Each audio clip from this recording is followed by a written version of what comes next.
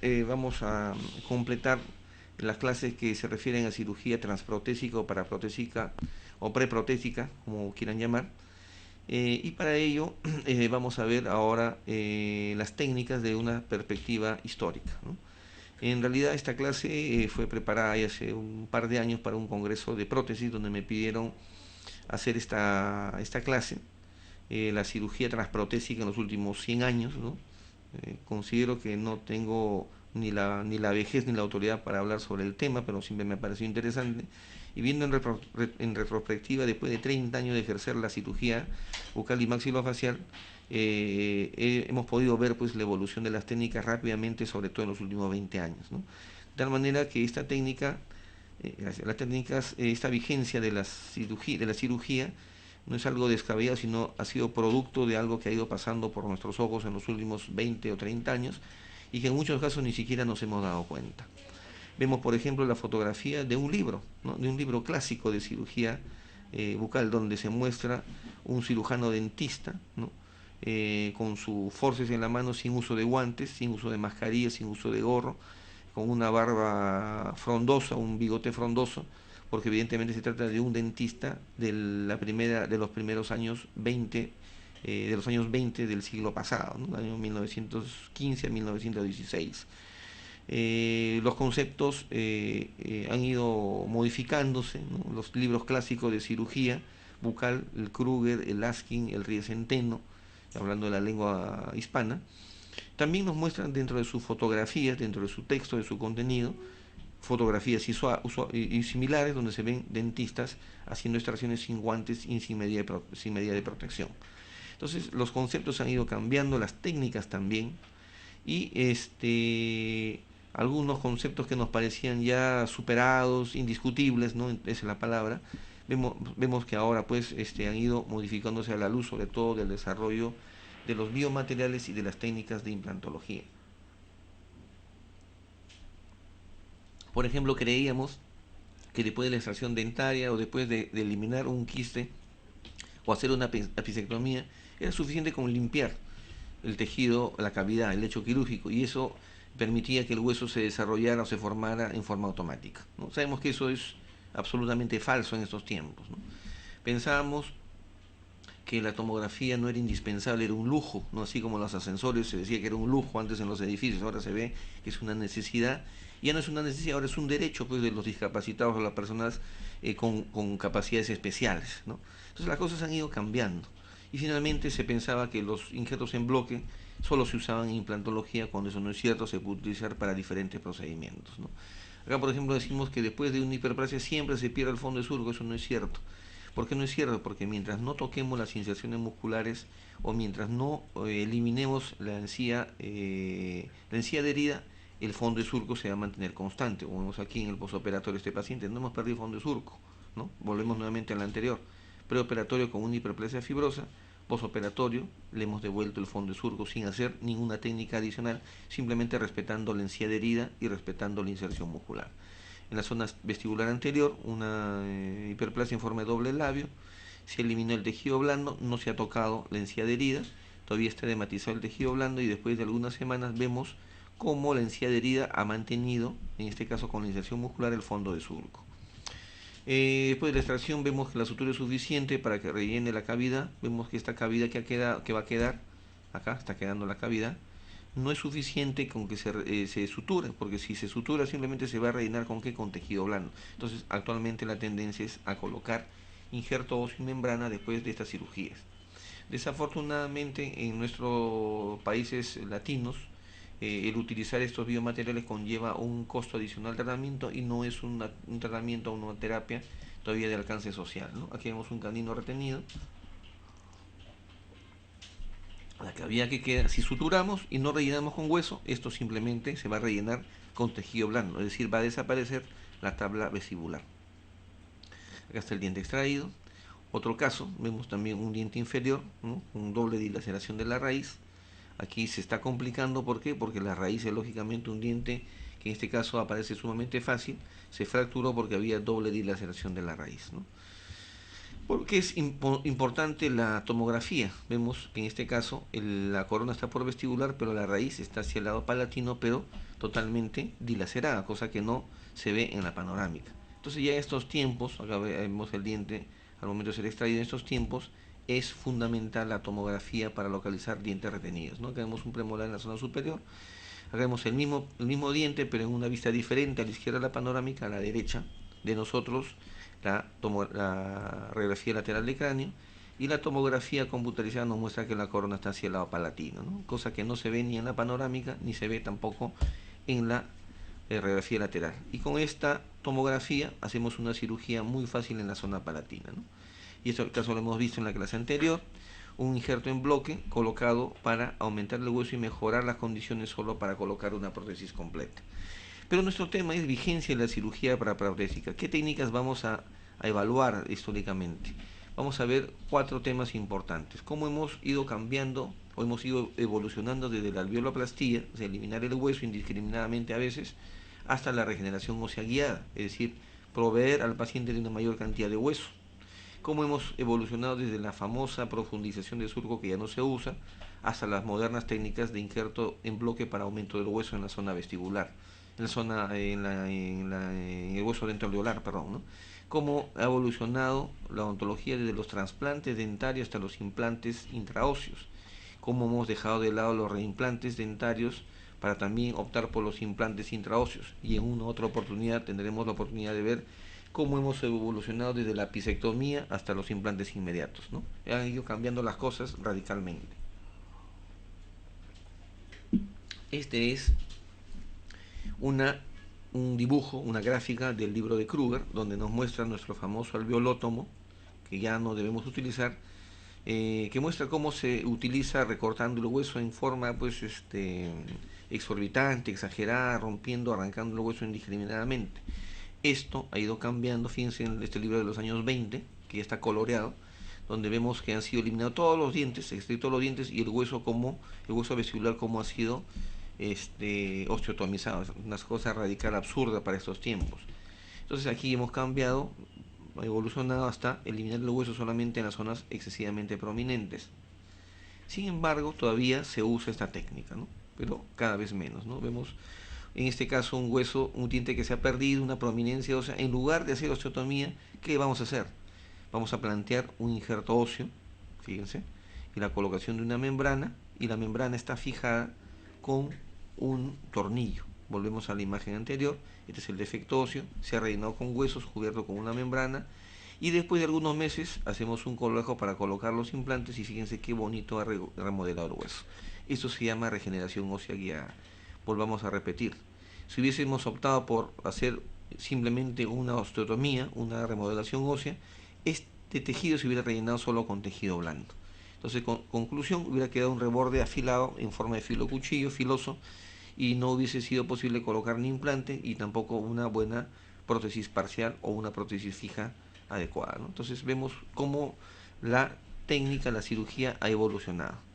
Aquí vemos otro paciente que había recibido un golpe a la edad de 9 años, ahora tiene 29, 20 años después, y el diente reimplantado, ¿no? El diente reimplantado que se fracturó, simplemente ha sido envuelto por un tejido blando, una imagen radiolúcida, que se acompaña clínicamente en este caso de una movilidad marcada, movilidad grado 3 del diente.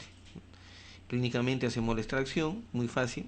Qué bonito sería, qué fácil sería hacerle la remodelación, pero optamos también por la regeneración ósea guiada, aumentar hueso, colocar una membrana, ¿no? Acá está la membrana puesta, y después de algunos meses colocarle su implante. Otro tema importante es la profundización de surco. Se acordarán quienes bordeamos los 50 años cómo eran espectaculares estas técnicas, hacer un falso fondo de surco, interponer un injerto de piel o de mucosa y luego colocar una prótesis encima. 1 hora de tratamiento para ganar 10 milímetros de altura, pasaban 6 meses y no había nada de hueso, ¿no? Simple y llanamente porque no se había cumplido con un requisito. El requisito es que para que se produzca la cicatrización tiene que haber un tejido que esté fijo. Como el hueso en polvo que colocábamos no estaba fijo, ¿cuál era la conclusión? El hueso se reabsorbía, ¿no? Entonces hemos visto cómo estas técnicas de profundización de surco sumamente cruentas, eran para ganar, entre comillas, un fondo de surco que permitiera que la prótesis completa pudiera tener mejor adaptación, ¿no? Este es uno de mis casos antiguos. Vemos en la foto inicial, hemos creado un fondo de surco falso y finalmente estamos interponiendo un injerto de mucosa. Después de algunas semanas, un par de meses, vemos que hemos ganado este fondo de surco en forma artificiosa, ¿no? Este otro caso, en el cual hemos tomado ya no injerto de mucosa, sino injerto de piel del antebrazo, otras técnicas que todavía se ven en la literatura con interposición de dermagraf, ¿no? U otros materiales, otros biomateriales, pero con resultados bastante discutibles, ¿no? Esta técnica actualmente de profundización de surco, me refiero a vestibuloplastía, se usa para casos de traumatismos, como en este caso este paciente de 30 años que perdió todos los dientes anteros superiores, pero el error fue eliminar toda la encía de herida en este paciente y traccionar excesivamente el colgajo, de tal forma que este paciente no tenía fondo de surco a pesar de tener un buen reborde. Hemos hecho una incisión tradicional, hemos llevado el tejido blando de la cresta al fondo de surco y esta zona cruenta, ¿no?, que está cubierta por periosteos, un colgajo de espesor parcial, es cubierta primero por una plantilla de una lámina de la radiografía periapical para tomar una muestra, en este caso una muestra de piel parcial del antebrazo para colocarla en la zona, ¿no? Entonces en la vestibuloplastía existe literatura moderna, pero solamente está limitado al tratamiento de pacientes que han perdido el fondo de surco por un traumatismo, ¿no? En este caso también un caso antiguo, no es del 2002, la foto es del 2002 por la foto original del año, del inicio de los 90, donde vemos un paciente que ha perdido tremendamente el hueso en la zona anterior, acá se ve la espina nasal anterior, pero con un criterio de aquella época, de aquel tiempo, se está haciendo un colgajo en forma trapezoidal invertida para crear un tubo, y dentro de este tubo se va a colocar, como vemos en este caso, hueso liofilizado y cubrirlo con una membrana. Se hace finalmente el suturado, vemos cómo el material se sale por los espacios, se hace la sutura, se coloca la prótesis y después de 3 meses, 4 meses no hay absolutamente nada de material, ¿no? Un fracaso completo. En estos tiempos ya el doctor Hernández de Brasil, el doctor Fouad Curi en Alemania, ha hecho de todo este último, ha hecho una publicación maravillosa llamada Injertos óseos e implantología, el cual describe las 3 técnicas básicas de aumento de reborde con un injerto en bloque, con tornillos de fijación de acero, ¿no?, mediante las cuales podemos aumentar el volumen del hueso, el ancho del hueso, podemos aumentar la altura, o como los injertos en silla de montar o overlay, podemos obtener aumento de ancho y altura a la vez, ¿no?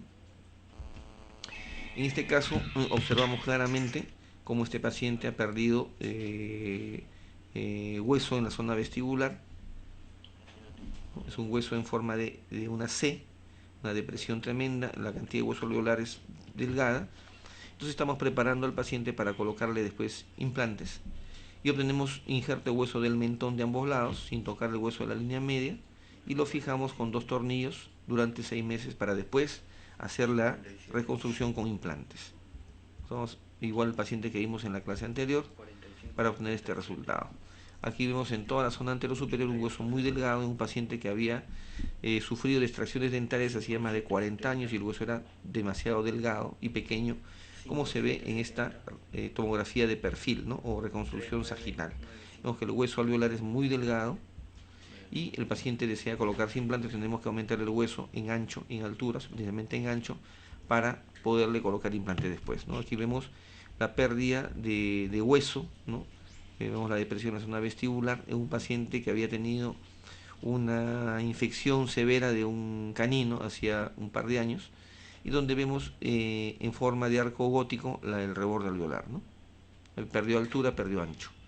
Este es el injerto que hemos colocado, le hemos devuelto con 2 tornillos y un bloque de hueso, altura y sobre todo contorno en el ancho. Y está listo, después de 6 o 8 meses después, estará listo, para colocarse su implante respectivo. Vemos la diferencia antes y después de la cirugía. Otro paciente en la cual ha perdido dientes en la zona anterior superior, se hace la extracción dentaria y se observa la necrosis, no el coágulo putrefacto, y lo retiramos para colocar un injerto. Este es el lecho quirúrgico. Vemos que ha perdido altura y ancho. Acá está el injerto perfectamente moldeado en esa zona para colocarle después implantes intraóseos, ¿no? Aquí vemos otro paciente que ha perdido, en este caso, una estructura dentaria en la zona apical, producto de una apicectomía hace ya muchísimos años. Además, no ha habido remodelación ósea porque no le colocaron injerto. Adicionalmente, eso hay una lesión endoperiodontal con una movilidad grado 3, pérdida del diente. Pero el problema es que el paciente quiere colocarse un implante. Entonces estamos sondeando después de la extracción y vemos que no hay tabla vestibular, ¿no? El ápice se encuentra acá, o perdón, la tabla vestibular se encuentra acá. Entonces vemos el defecto óseo, colocamos un injerto y después de unos meses colocaremos su implante. Entonces hemos visto cómo hemos ido evolucionando desde la profundización de surco vestibular, o sea, la vestibuloplastía, hasta los injertos en bloque. Otra técnica que ha caído en desuso es la técnica de los trasplantes dentarios, se hace cada vez menos, ¿no? Los implantes dentales, como los trasplantes, se hacen desde hace muchísimos siglos. El ser humano ha tratado de reemplazar los dientes que le faltan. Aquí vemos fragmentos de madera en una mandíbula de un resto de una mandíbula maya. En la edad moderna, los famosos sacamuelas iban de pueblo en pueblo haciendo las extracciones de los dientes de los pobres, generalmente los incisivos superiores, los introducían en frascos con unas sustancias especiales y luego los dientes los vendían a los más ricos, ¿no? Es decir, hacían trasplantes empíricos, ¿no? Son los famosos empíricos de aquel tiempo, los sacamuelas. Luego aparecen los implantes de diferentes técnicas, intraóseas, supraóseas también. Esta es una imagen extraída de un libro de los años 20, ¿no? En donde muestra la forma de los implantes de acero inoxidable, ¿no? Con un baño especial, una solución de subnitratos de bismuto. Ya pasamos a la época moderna de los implantes, las técnicas en hoja y las técnicas en forma de tornillo, con la famosa osseointegración. Y el doctor Brainmark, que descubre por casualidad la técnica de los implantes, ¿no? Básicamente descubrió de casualidad la osseointegración en un grupo de conejos a los cuales le produjo una fractura artificial y la colocación de mini placas y tornillos de un nuevo material, un nuevo metal en la industria de la traumatología, que fue el titanio, y de casualidad descubrió que los tornillos no se podían retirar porque habían formado parte ya de la estructura ósea, ¿no? Los huesos se habían formado directamente sobre él, a diferencia del acero inoxidable que simplemente produce una cápsula de tejido fibroso a su alrededor. Entonces descubre casualidad la osseointegración.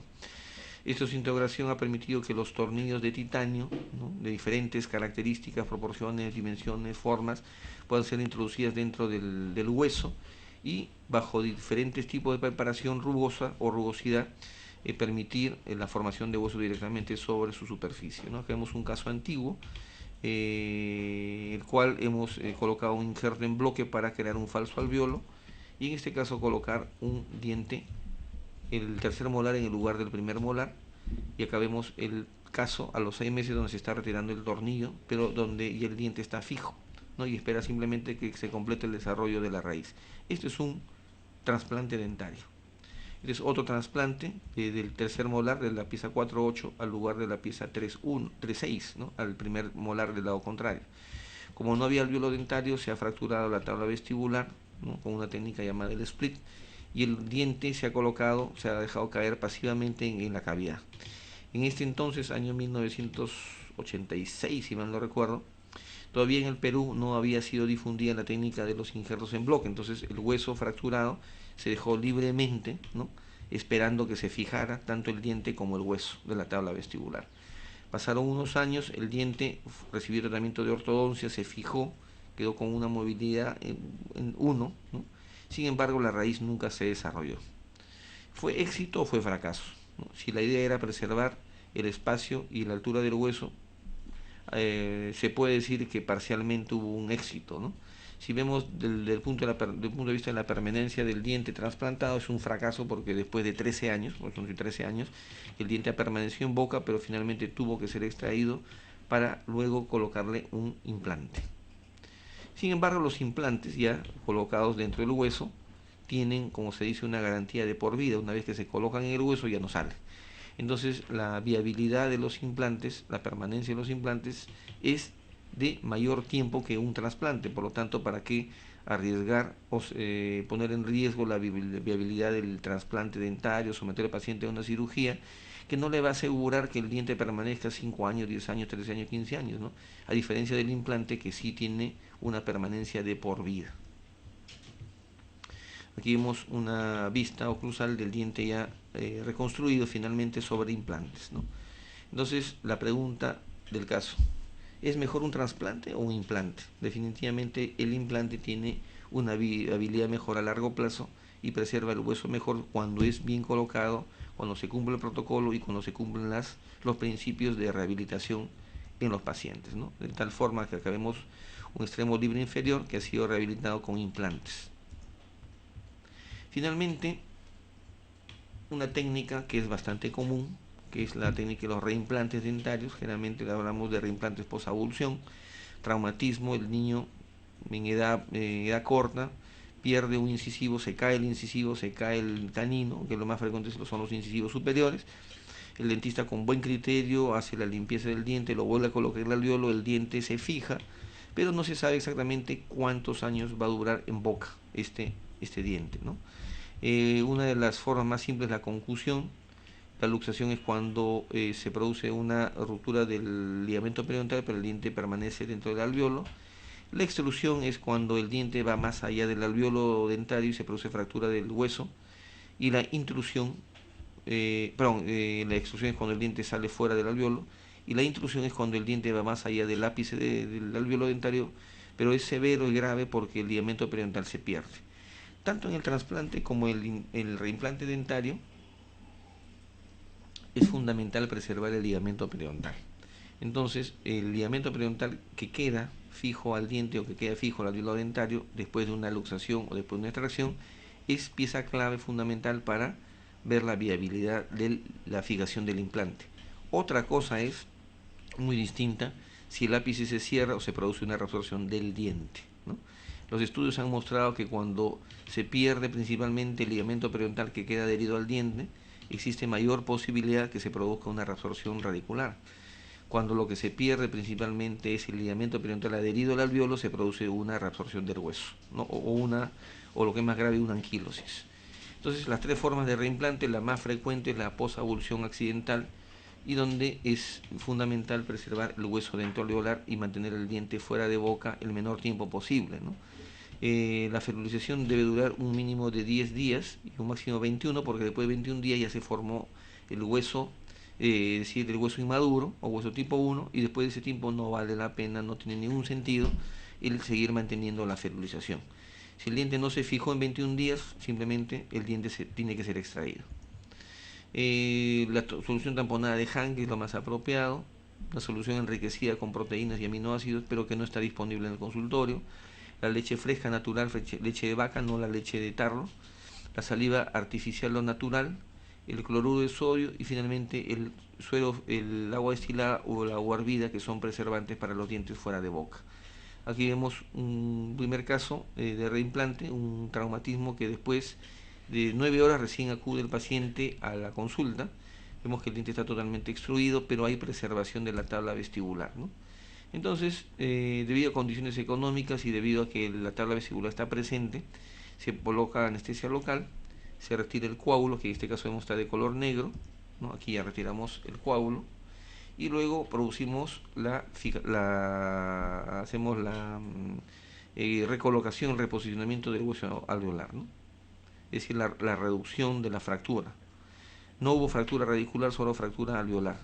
El diente es vuelto a colocar en su sitio y la tabla vestibular ha sido preservada, y procedemos a la sutura del colgajo, ¿no? Ahí está el paciente inmediatamente después de la cirugía.